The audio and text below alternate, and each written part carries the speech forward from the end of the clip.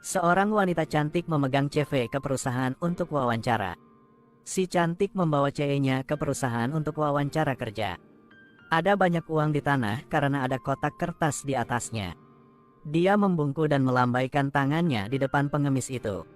Setelah memastikan lelaki tua itu tertidur lelap, dia segera berjongkok untuk mengambil uang dari tanah dan memasukkannya ke dalam tasnya. Lalu dia mengeluarkannya dari tasnya. Ambil satu koin dan masukkan ke dalam kotak kertas. Suara koin membangunkan pengemis tua itu. Ia mengucapkan terima kasih.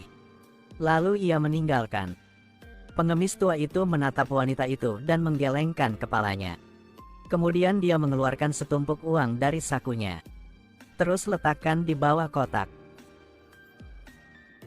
Jadi pengemis tua ini adalah taipan miliarder yang menyamar. Tujuannya adalah untuk menantang orang. Pria berikutnya memegang CV di tangannya sambil berjalan sambil menelepon. Lalu dia juga menemukan uang di bawah kotak kertas. Pria ini bahkan lebih buruk. Dia membungkuk dan mengambil uang dari bawah kotak. Setelah memasukkan uang ke dalam saku, dia bahkan menendang kaki pengemis tua itu sekali. Lalu mengusirnya ke tempat lain. Jangan menghalangi jalan ke sini. Kemudian ia menelepon dan perlahan meninggalkan. Pengemis tua itu juga tidak puas dengan pria ini. Kemudian dia mengeluarkan setumpuk uang dari sakunya.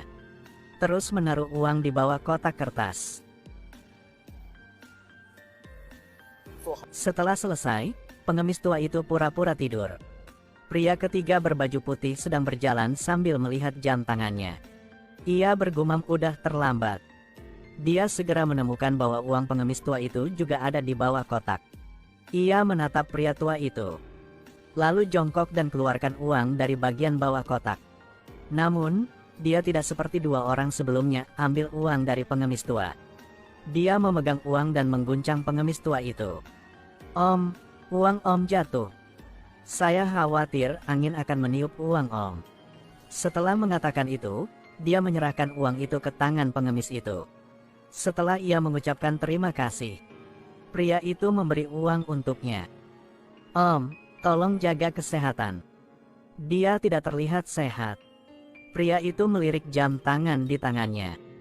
Ya ampun, udah terlambat. Ia segera berlari ke tempat wawancara. Pengemis tua itu sekarang menunjukkan ekspresi puas. Adegan lain.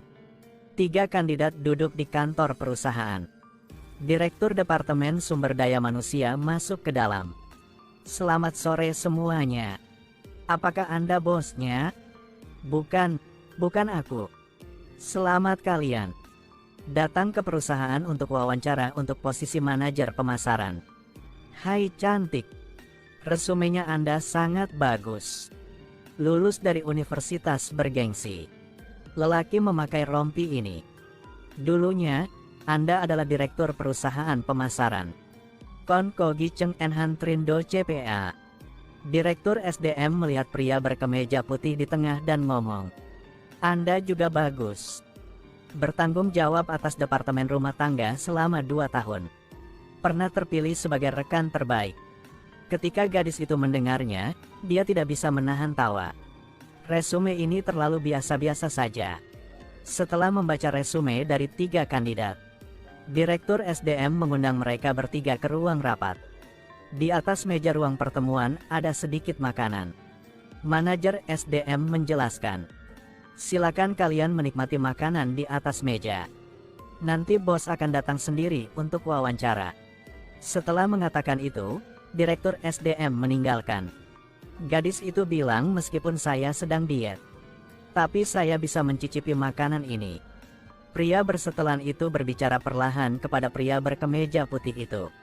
Apakah Anda pikir mereka akan mempekerjakan Anda? Saya berpikir Anda gak memenuhi syarat untuk posisi manajemen. Gadis itu juga berbicara sambil makan. Jangan bandingkan dia dengan kita. Pria berbaju putih itu tidak membantah.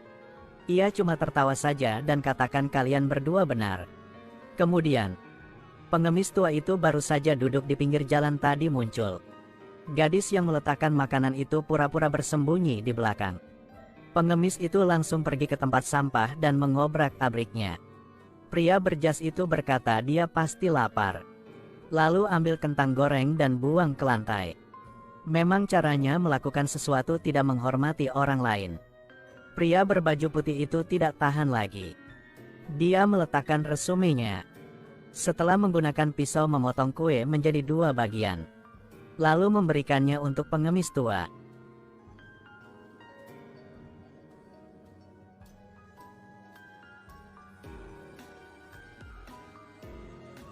Pengemis tua itu mengambil makanan itu dan mengucapkan terima kasih berkali-kali. Kemudian ia keluar. Gadis dan pria berjas itu tidak terlalu senang dengan tindakan pria berbaju putih. Gadis ngomong, "Dia membawa semua bakteri ke sini. Anda menempatkan kami dalam bahaya."